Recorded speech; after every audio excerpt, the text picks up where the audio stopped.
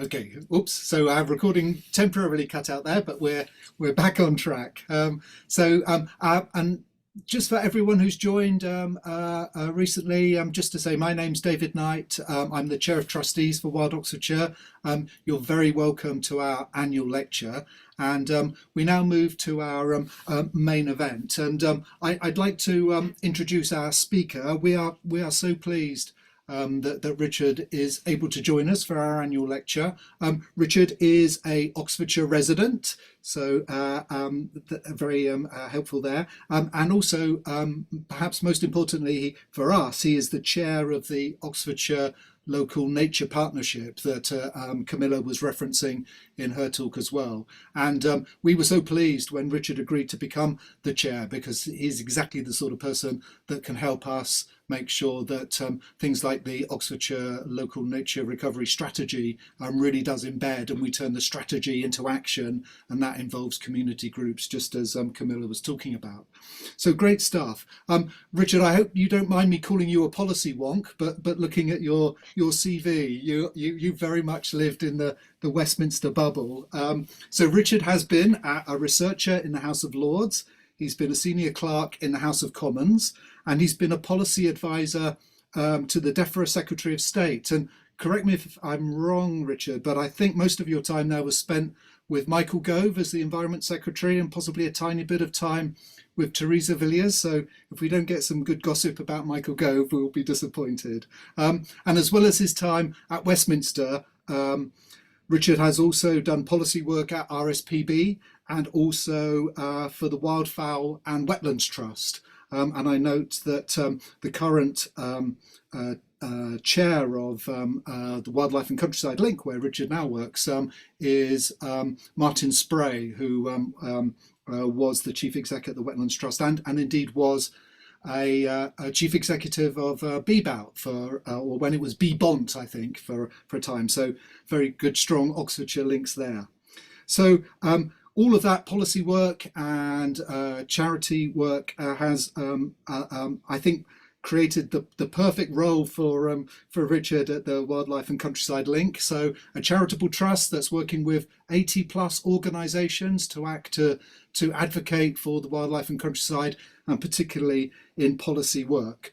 So very, very apposite that that Richard can talk to us about Nature 2030, and particularly this year, where we as citizens of this country get a chance to cast our vote and to make a difference on the political scene for wildlife and nature.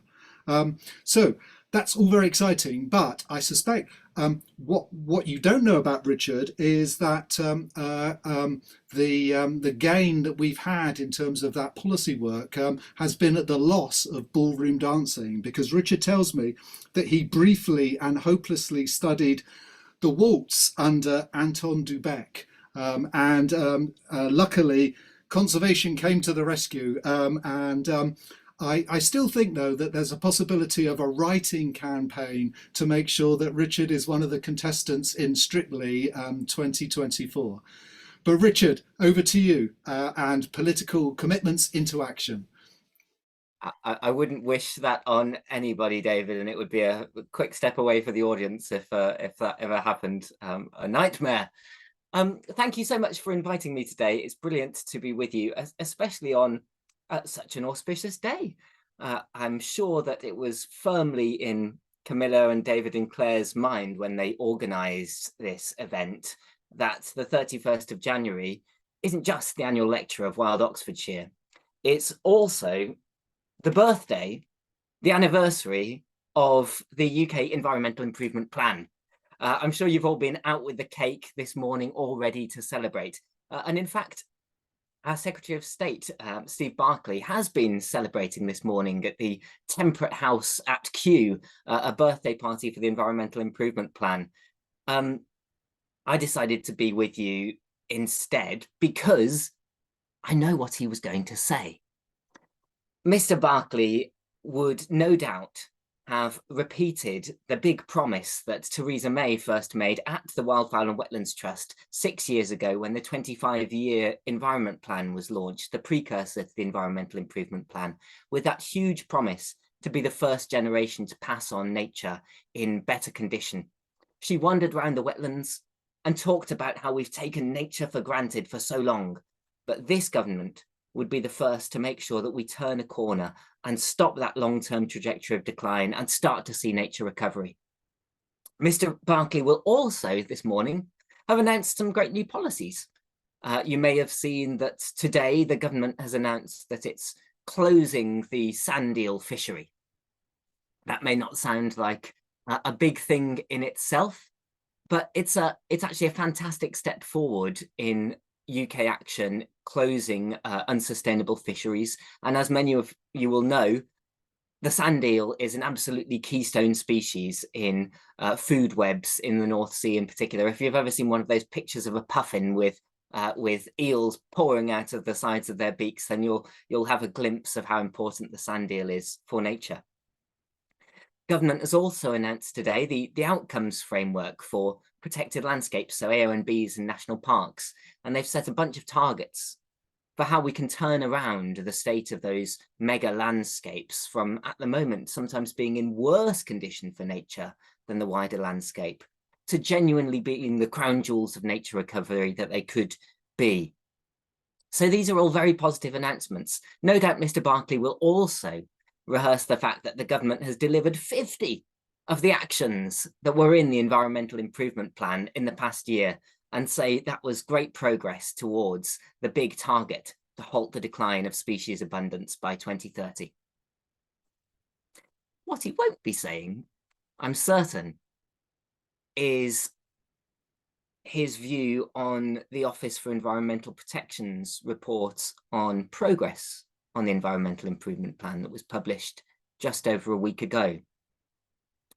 If you haven't read that report, then you'd find it sober reading, I think.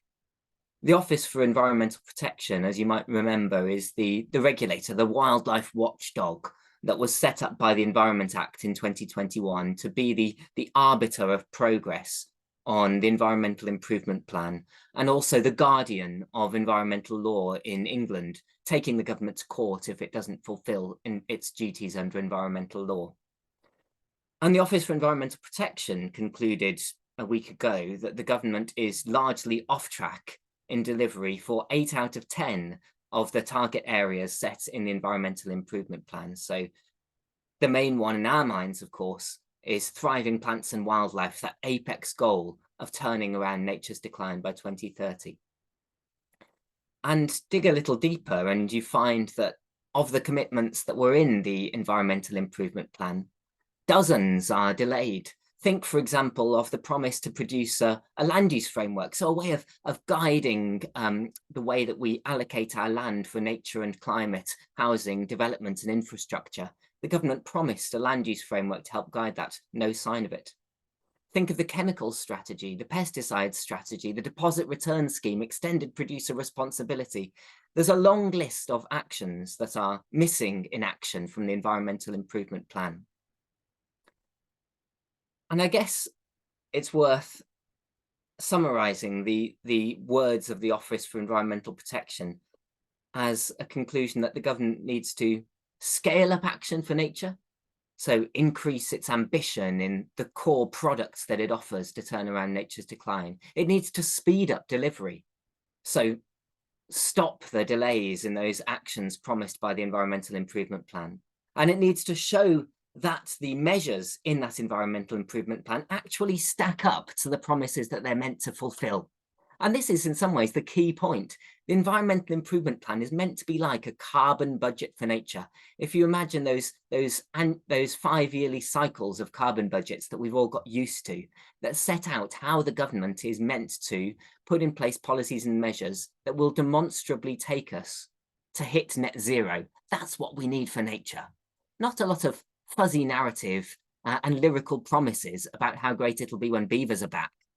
We need a serious scientific set of policies that say if we do this, then the likelihood is it will have this impact on the trajectory of nature's decline. And the Office for Environmental Protection points out that the Environmental Improvement Plan at the moment has none of that scientific rigor. It has none of the accountability and transparency we've come to expect from carbon budgets. And it has no delivery framework underneath all of the measures to make sure that the government is actually doing what it says it will do. So we're in a sticky situation, aren't we, on this first birthday of the Environmental Improvement Plan, that the promises remain excellent, halting nature's decline by 2030. That we see progress in some areas is really good to see those marine policies. It's really good to see some changes in the farming framework, for example. But the idea that those interventions are actually going to stack up to the huge heft needed to restore nature is far-fetched, and the government's own watchdog says so. So what are we going to do about it? Well, we've come to this situation over the last few years in a context where we've seen deregulation being the default option for government in far too many areas.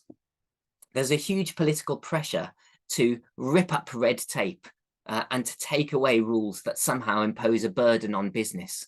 We've seen that come through time and time again over the last 10 years of the government. Think, for example, of the red tape challenge. This was the business department's promise to rip up a rule somewhere on the statute book for every pound imposed on business by a new regulation. Then they doubled it to one in, two out. So the government would have to rip up £2 worth of rules for every new law it brought in. Eventually, it got into 1 in, 3 out, 1 in, 4 out, setting a framework of an expectation that we would be deregulating over this parliament. Then, of course, we had the great bonfire of EU regulations that was threatened with the EU Withdrawal Act, where the government suggested that it was simply going to create a cliff edge where all of those laws that we inherited from the European Union would cease to have effect at the start of this year, as it happened. That, in the end, was watered down.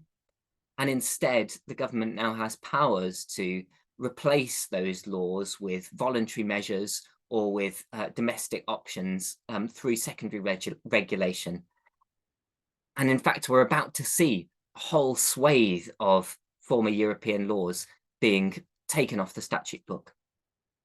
And then we've seen more specific deregulation in really important areas of environmental policy. Some of them are really hard to articulate to the general public, but they really matter. Camilla mentioned hedgerows earlier, and of course we've seen the brilliant work of CEH in the news over the last few days.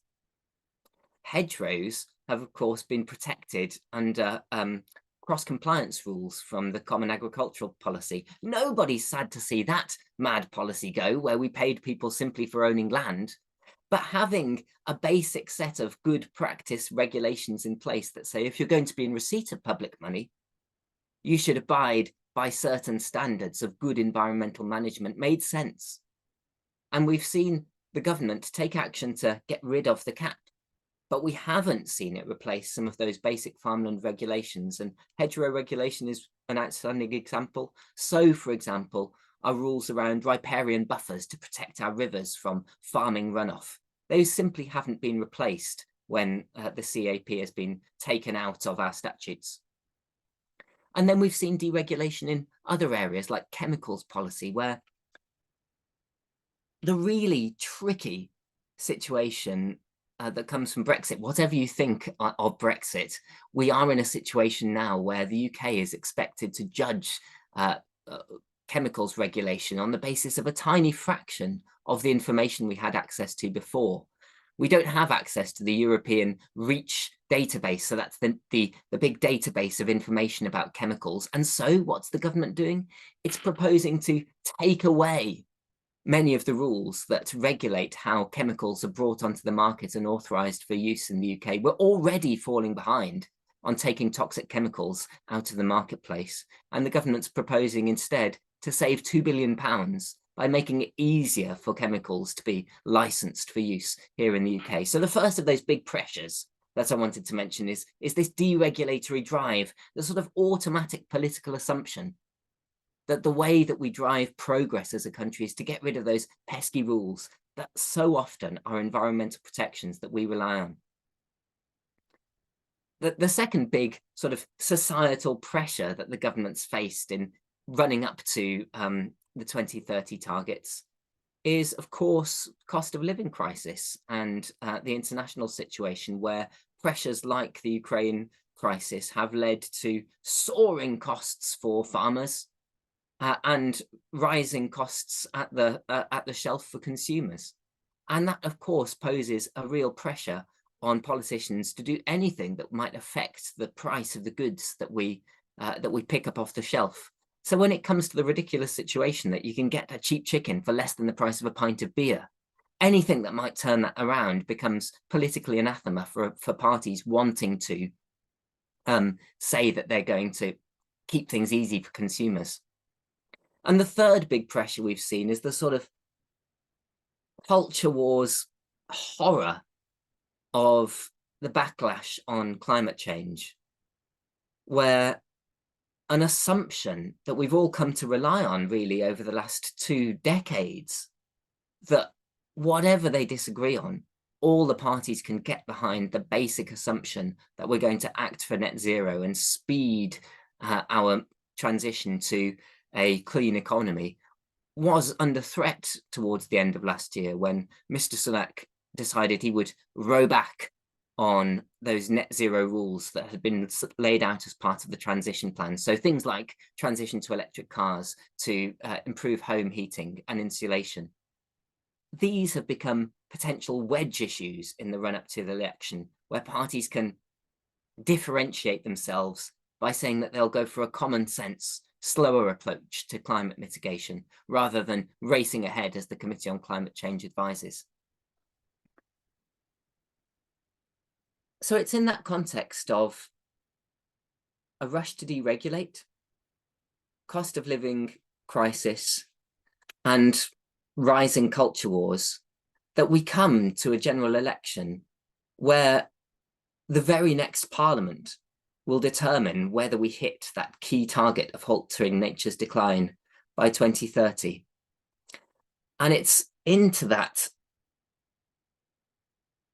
swirling political cauldron that you get speeches like the one that came towards the end of last year from at the Northern Chamber of Commerce, where we heard yet again that a party wanted to bulldoze planning regulations that stand in the way of developments, that it would consider changing the rules of judicial review when the courts use environmental law to get in the way of building and infrastructure plans, and that it would consider once again ripping up red tape where it stands in the way of economic growth. And I mention that particular speech by way of balance, because those comments, they might sound very familiar to you all from some of the rhetoric that's been coming out of this government over the last 10 years. But those, in fact, were comments made by Sir Keir Starmer in his speech to the Northern Chamber of Commerce last year, where threats to planning law, threats to judicial review, threats to people's right to participate in environmental decision-making at the local level were all heralded as a way to speed up economic progress. How then, when we're hearing that sort of rhetoric from all sides of the political spectrum, can we possibly imagine a situation where we could begin to halt the decline of nature? It's a really big ask. And the risk for us all as we approach the general election is that we default to the things that we always do. We default to rage and we default to generalities. We all are absolutely committed to this idea of turning around nature's decline, but campaigns that start with "please be nice to nature," as so often we resort to as a sector, only get you so far when it runs up to a general election, because it's very easy for any politician who turns up on your doorstep to say, yes, of course, I'll be nice to nature. Yes, of course, birds matter to me. I did the big garden bird watch last week, don't you know? And of course, rage about things like river pollution help rise this up the agenda. But unless you've got the answers to go with those things, all that you'll ever get is the opportunity for yet another platform for spluttering indignation from politicians who say they're against sewage pollution, and yet in the next breath are opposing changes to farming policy that will actually help to clean up our rivers. So the idea of the Nature 2030 campaign that we've been running at Wildlife and Countryside Link with a partnership of over 100 NGOs is that we need to get strong and we need to get specific about the kinds of actions that it would actually need to take to hit that 2030 target. And what can government actually do? Well, chief among the actions that government can do is public spending. At the moment, we spend a ridiculously vanishing amount of GDP on nature recovery. The number for 2021 to 2022, it's hard to say it. It's 0.031% of our GDP was spent on biodiversity that year. And that's actually one of the higher years in recent memory. Compare that amount to other big budgets in government spending, and you'll see just how ridiculously small that sounds. We spend, for example, just over £3 billion a year on supporting farmers.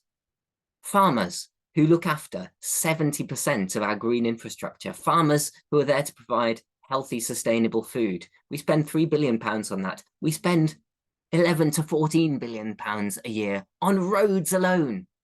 It's an extraordinary contrast when you think about that farmland, not just as productive business, but also as the mainstay of a critical national natural infrastructure that, just like any other infrastructure asset, needs upkeep and needs to be looked after. And it's in that context that we are pressing all political parties to see that £3 billion a year is far too little to help our farmers change from a situation where they're responsible for 11% of greenhouse gases, where they're responsible for about 40% of river pollution, where they've overseen over the last 5 decades a halving of the farmland bird index. How can we expect a small sum like £3 billion to help turn those numbers into what we really need farming to be, which is the vanguard of nature recovery, where we start to integrate nature into the farmed environment, not just at the edges of the field, but in all of farming practice. So reducing chemical use, building nature into productive habitats, and making sure that we reduce our greenhouse gases by destocking and increasing the amount of carbon sequestration on farm. £3 billion will never cut it. The example I like to use is feed-in tariffs. So if you remember those from the Climate Change Act 10 years ago, nobody imagined that we were paying just the right amount to get every new solar panel. Everybody knew that we were paying over the odds to get things going, to create a renewal in a major infrastructure sector, to turn us from one of the dirty men of Europe in terms of energy into a clean energy powerhouse that's now helped us to be the second biggest producer of offshore wind energy in the world. We need a fit for farmers. We need to recognize that these people have been producing food in a way that has been passed down from generation to generation, taught in a certain way in colleges for a huge time, and that actually many of those businesses are on the edge. It's a really tricky time for farmers. And it's really important that we all recognize that actually things like mental health issues in the farming sector, and indeed the suicide rates that we see in the farming sector, are among the highest of any sector in the UK economy. And yet we're expecting to create an industrial shift on the basis of paying just enough for farmers to cover their costs. No way. We need to kickstart that with a massive injection of capital. So we're suggesting doubling the farming budget to make sure that we're really investing in helping farmers to be part of something exciting, where we create winners and where we create a race to the top in wildlife-friendly farming. The second area, of course, is that we can't rely on public money alone. We need the private sector to pay its due when it comes to nature recovery. And here, we hear phrases bandied about like polluter pays, don't we? It's become one of the catchphrases already of the run-up to the election that polluters must pay and we'll get tough on water companies and fine them when they do bad things. Well, to me, fining a company for breaking the law is of course necessary, but it's nowhere near enough to start to make big polluting sectors pay their contribution, not just to offset the harm that they cause to nature, but to begin to reverse the historical harms to nature that we've seen inflicted on our wildlife and on our countryside over decades past. The government has set itself this target of raising up to £1 billion from the private sector over the next decade, but the way it's imagining it might do that is through voluntary markets, creating standards to let private sector invest in nature recovery when it would suit companies for CSR, for corporate social responsibility, or for philanthropic purposes. The only two serious markets that we've got to oblige companies to actually invest in nature recovery are net gain, which is about to become mandatory in a couple of weeks' time, and nutrient neutrality, which is the rules that obliges housing developers where a development would add to a pollution burden near a protected site to offset the harm that that would cause. Those two are both tiny weeny markets. They're teeny. If you look at the sort of money that's sloshing around in the development sector, for example, the sums that we're talking to achieve net gain are minnows. They're smaller than a sand eel in a big sea. And I think the government's impact assessment thought that net gain would raise 200 million for nature a year, which when you think a couple of years ago, the boss of Persimmon had a £100 million personal bonus, saying that the whole development sector might possibly raise £200 million for nature a year, really is a kick in the teeth. Add to that the fact that Tony Juniper, the chair of Natural England, and the government's own impact assessment have recognised that all net gain does is offset a portion of the harm that development does to nature, to say nothing of water use, to say nothing of energy use, to say nothing of materials extraction. And you can see that it's only a tiny weeny effort towards polluter pays. Our second proposal is to say that we need to regulate to make polluters pay, not just to offset, but a nature recovery obligation, a levy on all big polluting sectors to pay towards nature's recovery. The Green Finance Institute thinks there's a £4 to £5 billion annual deficit in funding for nature every year. And the only way we're going to get through those figures is to do the same sort of thing we did in the energy sector with carbon, putting regulatory rules in place to drive investment from the development sector, from agri-food and wholesalers, from water companies, from green finance. That way, we can start to see real money flowing towards nature investment rather than the piddling bits of CSR that we see at the moment. I promise not to be this long on all of the 4 proposals, but I've got 2 more to speed through for you. The third is 30 by 30, the way that we manage our land and sea. Again, the government's made big promises. It was actually critical in the international negotiations that helped agree that massive target to protect 30% of our land and sea for nature by the end of the decade. But by our assessment at Wildlife and Countryside Link, we're on 3% of the land and 8% of the sea when it comes to genuine protection for nature. I hesitated before the 8% because I think actually today some of the new bylaws that have been announced to restrict bottom trawling in marine protected areas will boost that score for next year. So I'm hopeful at sea at least we'll see an increase.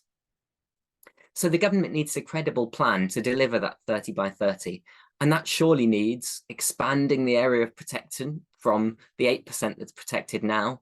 And it means bringing those areas into good condition from the 38% we're at the moment to 100%. My favourite bit around this is thinking creatively about how we can expect government and private landowners to manage their land better as part of a recognition that the public has an interest in the way that all land is managed, no matter whose it might be. And we've been working on the idea of a public nature estate. So we've all heard of the public forest estate. It's an idea of holding land in legacy for the future. But at the moment, of course, the Forestry Commission manages that land largely for productive timber.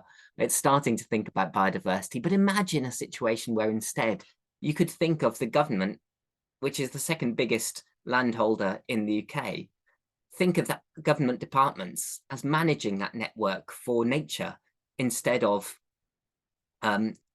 for profit or for other purposes.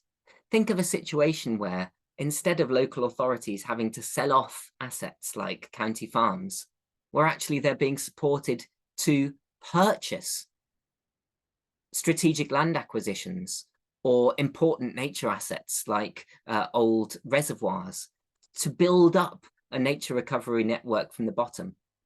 So what we're talking about here is an idea of building out a legacy of land in a public nature estate where government departments and public authorities are obliged to think about nature recovery before they sell land, to look for ways to strategically purchase new land, and a proper public obligation to manage that land better for nature. Think of what the MOD could do on its land. Think of what the health department could do on its land if it were integrating nature as part of healthcare as standard on its estate. Think of what the Department for Education could do if it were circling around school estates with access to nature and making sure that things like forest schooling is part of a strategy of land holding rather than just an aspiration. Huge potential there.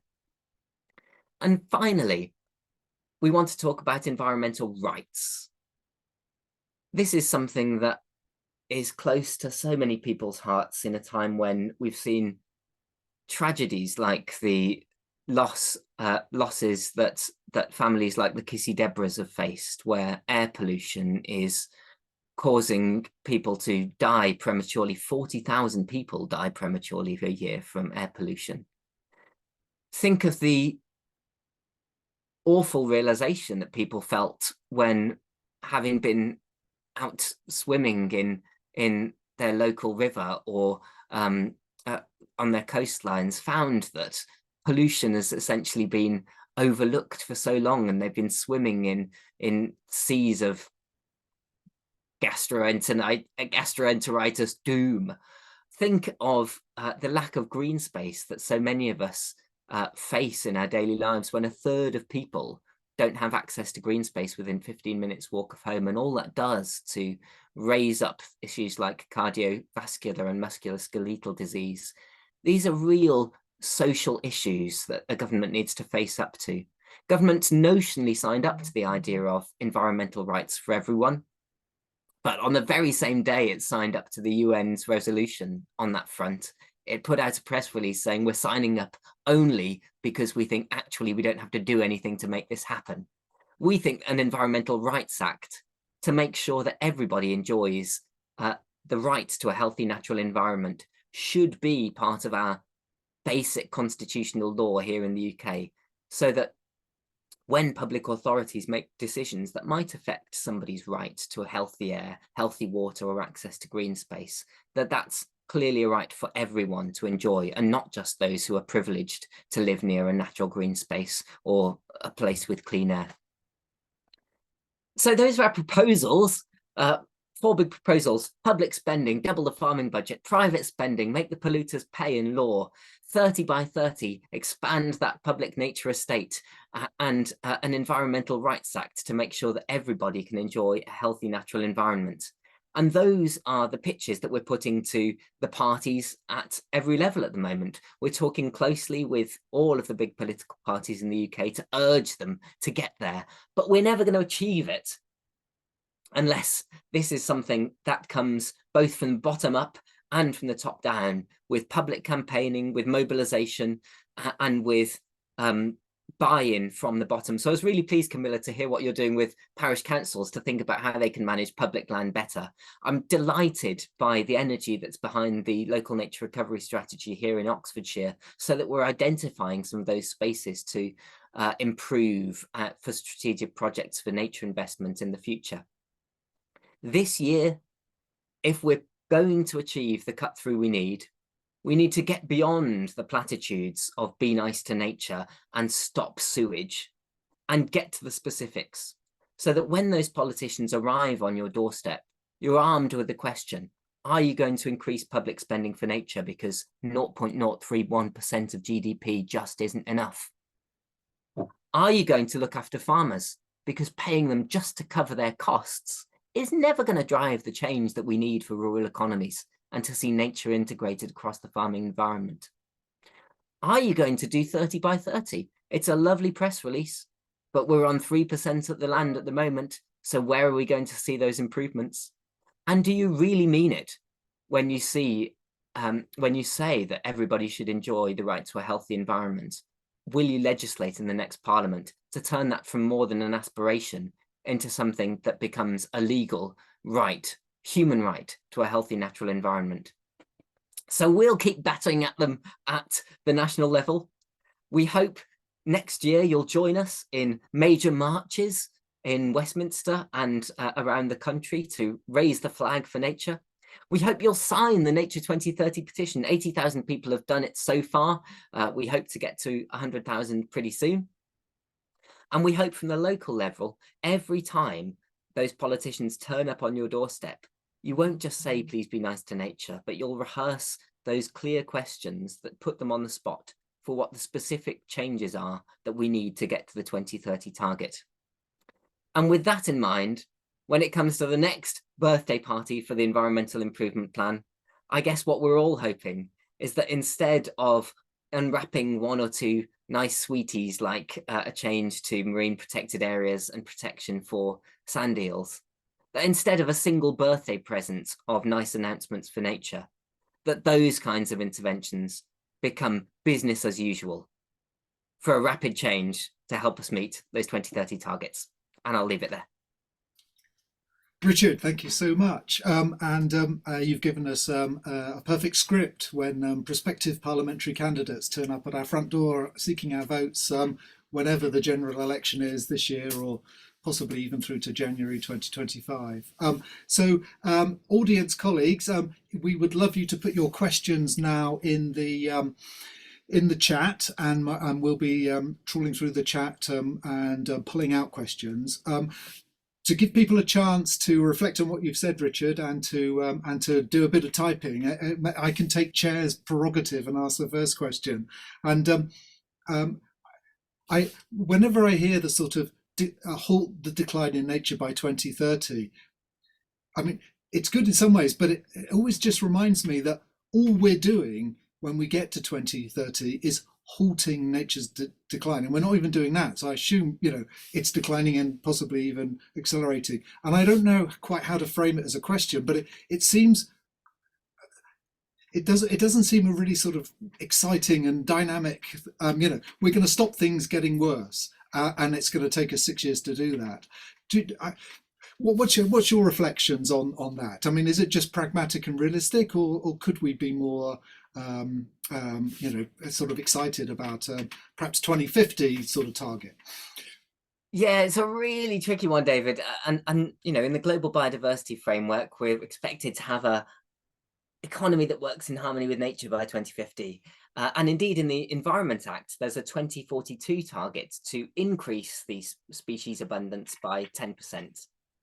So those longer term targets are there that see us bend the curve and start to increase nature. But the problem with long-term targets is always they're so far away. And, you know, I think it's really helpful for the first time to have something that is expected to be delivered by the end of the very next Parliament. And actually achieving that is going to be really, really hard. You know, we've faced 150 years of decline, and, you know, even since records have been good since 1970, the trajectory of loss has been inexorable. the priority species index goes down about 2% each year, relentlessly over that period. And although there are some glimmers in some areas, it's not really showing signs of recovery yet. And with ecological response times, you know, dig a wetland and that gets pretty fast response. Plant a woodland takes you a little bit longer. Coastal alignment, that's going to take quite a long time to get projects going.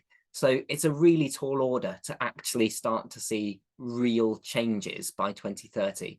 And I think if we can get there, then it will be a wonderful thing. But you're right, in terms of the rhetoric, I don't think there's any harm in saying reverse or stop the apocalyptic awful doom of wildlife losses now. Any way you want to describe it, but the legal target is halting. Great, thanks, Richard. That's really helpful. I've asked colleagues to put their questions in the chat, but our patron has asked if he can put a question verbally. So let's give our patrons prerogative as well and ask Robin to ask his question. David, thank you very much. And Richard, fantastic. I wish I had a mind that could encompass all of that and present it in such a clear way. My concern, I think, is that we raise expectations. And I'll go to a local example. The even load catchment work is in part aimed at reducing flood risks. And a question I've been asked in the course of the recent floods lower down the Thames catchment was, did the River of Life project of the Earth Trust make any difference? And the answer is, if you've got, I think the figures are 1 millimeter of rain is a billion cubic meters of water across the Thames catchment. And we had a week after the peak of the flood, when I looked things up, we had 1 million cubic meters of water flowing over Teddington Weir an hour. And the River of Life project was 40,000 cubic meters. That's 2.5 minutes of that flow. So the answer at very high flood levels is, of course, everything is opened. But in the political world, there are people who will take that and say, well, all these environmental improvements are useless because they don't help. That's the danger I'm looking for some sort of handle on, and how we address it and how we get expectations to be realistic in what we can achieve, and what is, other than by getting the genie of climate change back in its bottle, is a risk that we actually have no control over. That's a brilliant question. Thank you, Robin. I had such a happy day at the even load this year, by the way, just to throw in. I was at Stonesfield down by the bridge there on Mayfly Day, and the clouds of demoiselles and mayflies that rose around us was just so joyful and wonderful. I know the even load is in trouble, but it just reminded me what those places can be like. So go the even load. On your question, yeah, I mean, this is the real problem with things like natural flood mitigation, that you can't do the sort of £1 intervention buys you X pounds worth of flood mitigation that the Environment Agency have demanded as part of their sort of value framework for so long. With natural flood mitigation, you need to do it everywhere, and you need to do it in a sort of networked mosaic across a landscape, so that you are getting those miniature benefits turned massive by an ecosystem function.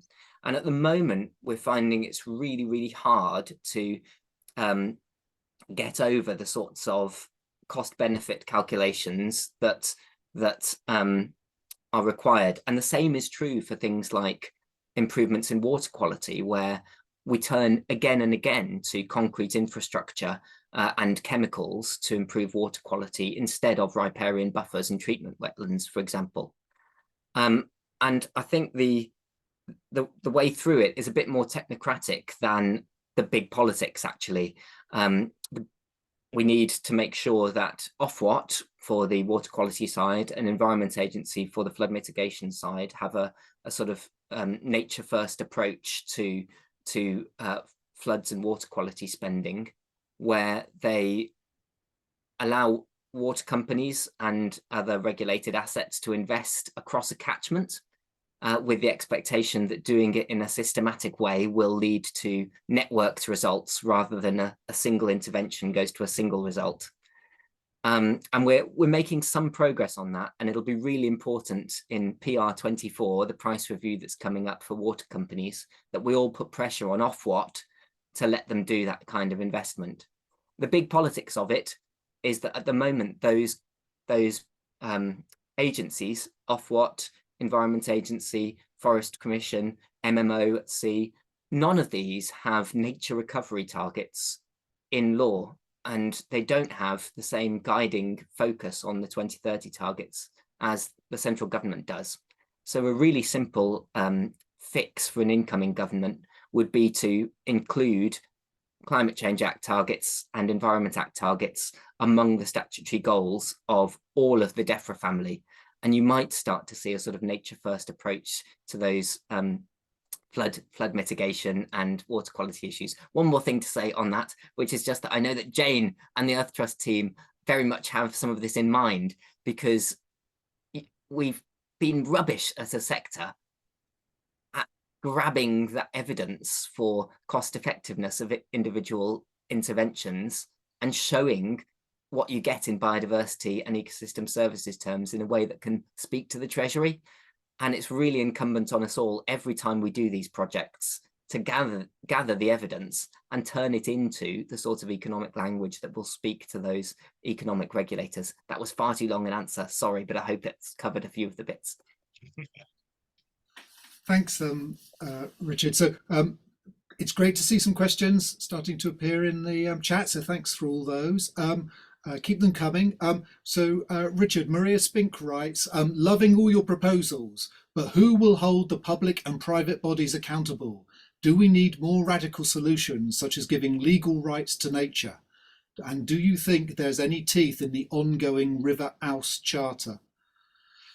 Or Ouse, I'm not sure I've pronounced that right. Anyway, there we go, there's the question. I've always said, is it the Ouse? I'm not sure which river we're talking about. I haven't seen it spelled. The Ouse always makes me laugh. It's a great name for a river, but I don't know its charter, I'm afraid. So I'll look that up afterwards. All that Ouse has made me forget the first bit of the question, David. So who will hold the public and private bodies accountable? And should nature have legal rights? I mean, I love the idea of legal rights for nature, and in one or two jurisdictions around the world, it seems to hold some sway. But here in the UK, I think that's a stretch away, and at the moment there's a lot more that we can do with the legal system that we have now to put pressure on government to change. And I think the idea of doing more strategic litigation to take the government to court for these failures is hugely important. If you don't know Wild Justice, I love them. They do a great job of using judicial review as a measure to hold government to account. The other body that hopefully will show its teeth is the watchdog, the Office for Environmental Protection, which has a new legal process called environmental review to take government to court for failures, and it's been doing so on water quality and sewage pollution, for example, and making some progress. But there's definitely a bigger space for environmental litigation to drive government action. And one question that I'm asking myself very seriously is how we can use the law before we miss targets to drive action, as we've seen in the climate space recently. Can we do that for nature using the Environment Act? That's a really important question that we all need to ask to force the government's hand if it's not making progress. Great, thank you.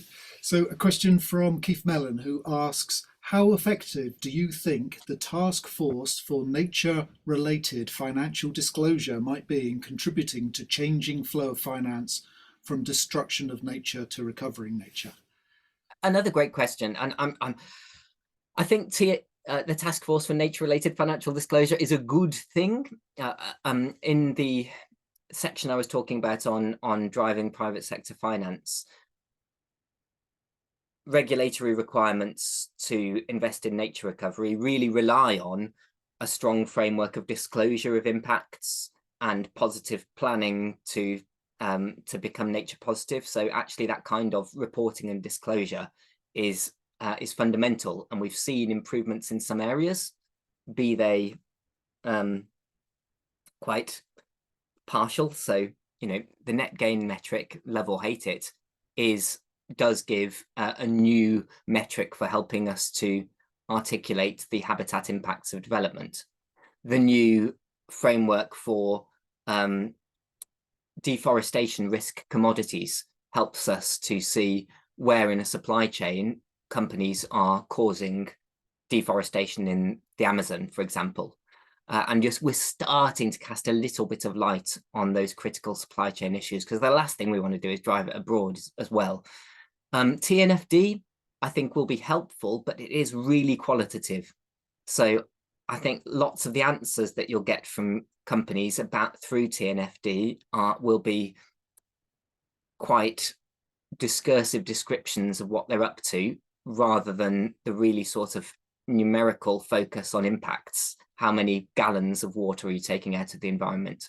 How many tons of pesticide are you spraying on the environment? So I hope it will be a step forward in disclosure, but I hope it'll only be a first step before some really, really clear metrics that require companies to account for their impacts on nature throughout their supply chains. Great, thank you. So we've had a question from David Fraser of the River Tame Conservation Trust, and he says that David Exwood of NFU was on BBC Radio 4 on Monday highlighting pressures that farmers are under and alluding to environmental regulation as being one of those pressures. How do we get the NFU to see environmental delivery as an opportunity rather than a constraint? Well, there are lots of farmers who see the world the way that I'd like to, with environmental opportunity being the way forward. If you haven't come across the Nature Friendly Farming Network, do look it up, because it's a fantastic network of farmers who realise that actually the assets that they depend on for production are the same assets that we all depend on for the health of our natural world. And there's a growing band of wildlife friendly farmers, many of which are in Oxfordshire, actually. The Gold, Julian Gold and his family, and we've got the chap from Groove Armada farming here in Coleshill by me. The NFU, I can't speak for, but I hope that we will see an increasing focus on nature-friendly farming from the NFU when the new president takes up office later this year. That's a chance for that agenda to be bolstered within the NFU. And I think government's got a big role to play here, because there's been so much uncertainty in the farming transition that we've seen a sort of flip back to old-fashioned "where's my money," rather than seeing the farming transition as a way for farmers to make more profit at the same time as doing good things. And if government creates that sense of opportunity and excitement, then I'm sure that the farming industry will go with it. Has the NFU sometimes been regressive? Well, I'll be honest, yes, it has. But I'm hopeful that there is change afoot, and that in recent days we've started to see glimmers that actually the NFU will start to be a champion for change, rather than a sort of old-fashioned "where's my money" organisation. Great, thank you. We've got more questions in a government select committee here. It's great. So can I turn to my colleague Owen, who's part of the Even Load Catchment Project team, and he asks, I assume, a very opposite question. He says, on the issue of water quality and sewage, laws to protect water have already exist and have done for many years. The Urban Wastewater Directive 1994 and the ambitious Water Framework Directive was created in 2000. Why haven't these laws been acted on and enforced? And why do we need more rights or legislation for nature and water if they've already been created? Yeah, really good question. Thank you. I mean, why hasn't the Water Framework Directive been enforced? Well, the deadline for the Water Framework Directive, the final deadline, is 2027. We're going to miss its targets by a country mile. That's when, with a generous legal interpretation, 3/4 of our waters are meant to be in good condition, and we're on what, 14% for rivers in England right now. So we'll miss it by a country mile. But the sword of Damocles moment, the legal target, hasn't arrived yet. And now that we are not under the jurisdiction of the European courts, whether that will be even a vaguely enforceable target is a very moot point.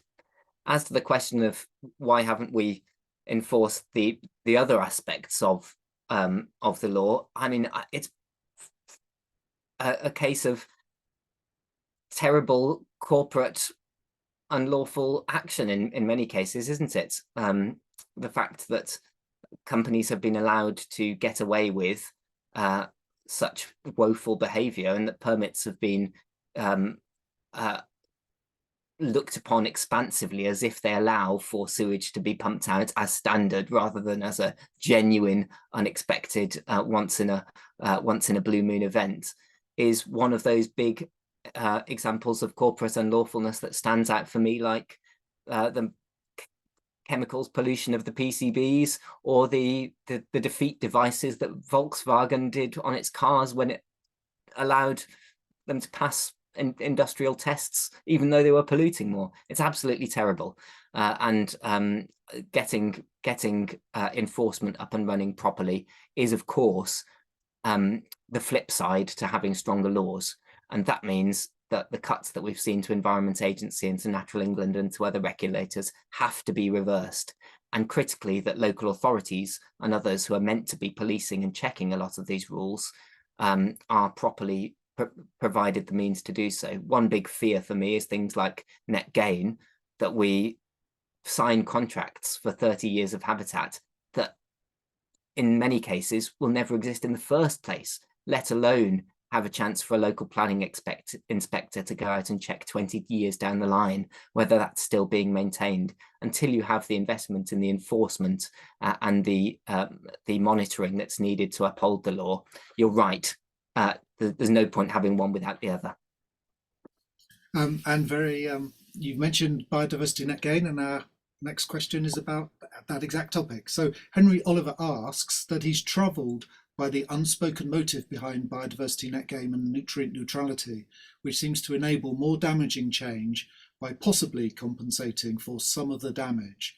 In other words, they're designed to allow the continuation of business as usual. Our situation is so desperate that we understandably welcome the good things that BNG and net neutrality can pay for, but shouldn't the conservation sector be more robustly, honestly critical about them?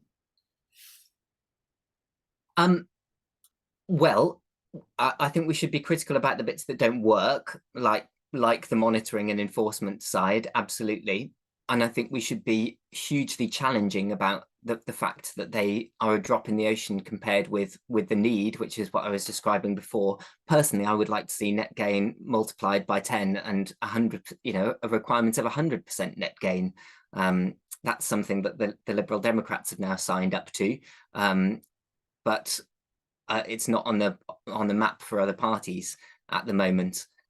So yes, we need to be calling for much stronger regulation there, but I think I don't agree with the idea that they are in themselves unhelpful, because net gain is a requirement on top of planning permission.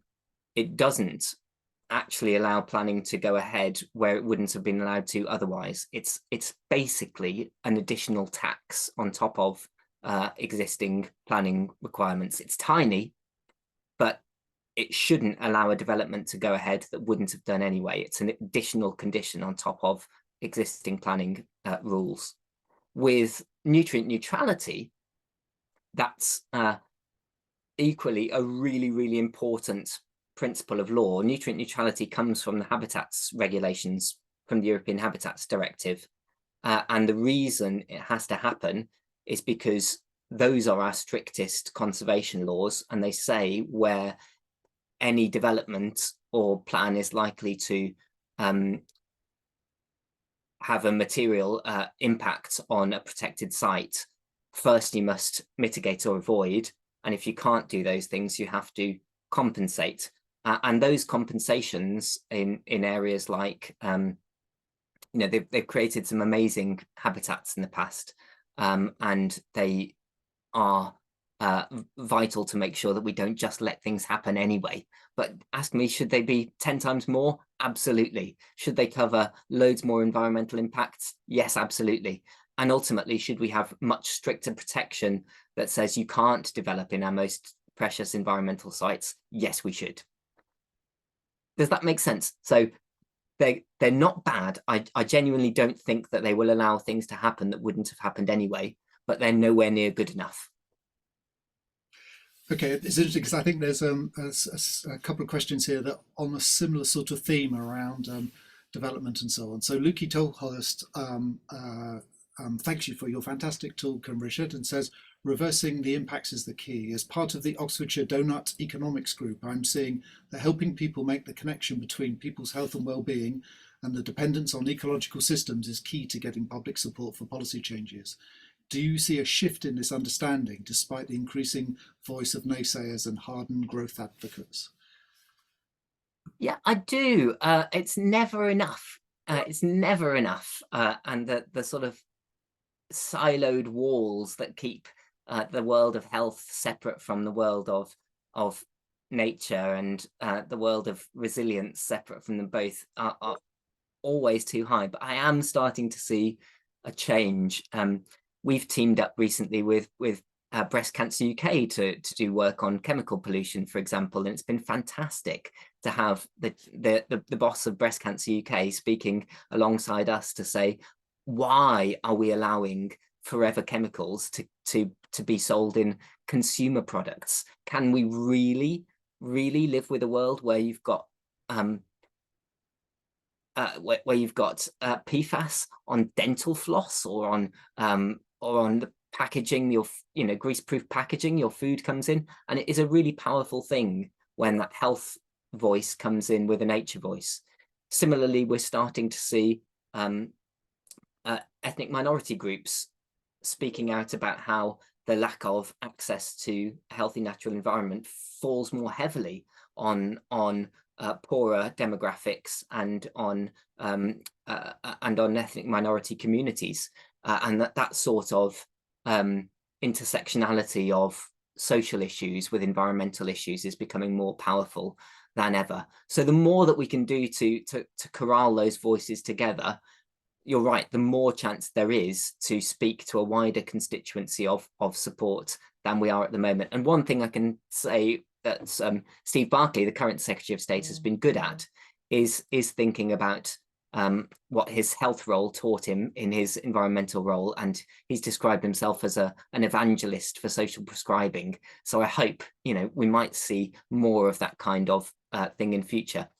It would be brilliant, wouldn't it, if you actually got some of those things baked in government, and that the environmental improvement plan was genuinely owned by all departments, and that we saw things like reporting on environmental equality alongside the budget instead of just silly old GDP. That's the lesson of donut economics, and I choose to hope that one day we'll get there. Excellent, thank you. Well, I'm really pleased that we've been joined by Neil Clennell, who's the Chief Exec at Wychwood Forest Trust, and I guess a different slant on this sort of question. Neil says, haven't we been pushing the commercial value of nature for at least 30 to 40 years? Remember Dieter Helm's Natural Capital Committee and its various reports. What did all of that achieve? Today, most of our treasured high-ish biodiversity places are still in the steep, soggy, remote places that don't have more profitable use and still aren't meaningfully added to in their number or size in the landscape. And so Neil asks, is it time to put more emphasis on intrinsic value? Totally. I don't think the two are mutually exclusive, though. I think as folk who care about nature and the 8 million people who are members of our big NGOs, the very first thing we should be saying is nature is joyful and wonderful, and it's disappearing, and I want future generations to enjoy it as much as I do for its own sake, and to be calling on government to regulate appropriately. You know, you hear examples like what government would imagine that you could offset the destruction of one of our historic cathedrals by building another one down the road to allow a planning consent in the way we would an ancient woodland, and yet somehow we imagine that you can offset one of those natural cathedrals or one of those natural wonders as if it's a fungible economic asset. Ridiculous. But of course, I think that price does play a role, and whether we like it or not, so many day-to-day decisions in government and right down to the consumer level are driven by price. And it grieves me that when people go to the supermarket, the affordable option is the option that has taken the heaviest toll on nature. And until we start to internalize the costs of the filth from those chicken sheds on the Wye in the products that people see on the shelf that ends up with your £2 chicken, I fear we're not going to make progress as standard, and we need to couple that intrinsic protection that just says no in some cases, you're not allowed to do that, or you must do this, with the kinds of cost drivers that will shift day-to-day decision making from big business right down to the consumer level. And of course, we've got to do that with a social conscience, so that if you are seeing those prices pass through, they won't always be, but sometimes they will, then you're making sure that people can still afford to eat a healthy and sustainable diet. Great, thank you. So we're coming up on 12:30, but we have in the chat effectively a call for action from Marcus Simmons, and rather than try and read it out, Marcus, I'm going to call on you. Why don't you verbalise to Richard a proposal, and we'll get a bit of conversation going around it. So Marcus, are you there? I'm there. Can you hear me? Yes, Hi, we Marcus. can. Thank you. Thank you. Yeah, it just seems that Richard's excellent talk is really the central part of it is a call for action, that we expand our advocacy beyond what's going on currently. And I really wanted to respond to that. It seems to me that Wildlife and Countryside Link have done excellent work in formulating some good policy recommendations. And I wanted to see how those of us who care for nature, many of us who are here today, can we work together to be more effective in getting that advocacy out there in Oxfordshire. And Great Big Green Week is a key opportunity there. There are others. If we work together to get WCL's proposals in front of the public and get people behind, then we can get many people advocating much more effectively for the changes that we all want to see and we need to see. Thanks, Marcus. So Richard, that'll be helpful to respond to that, and how can we translate your national programme into local?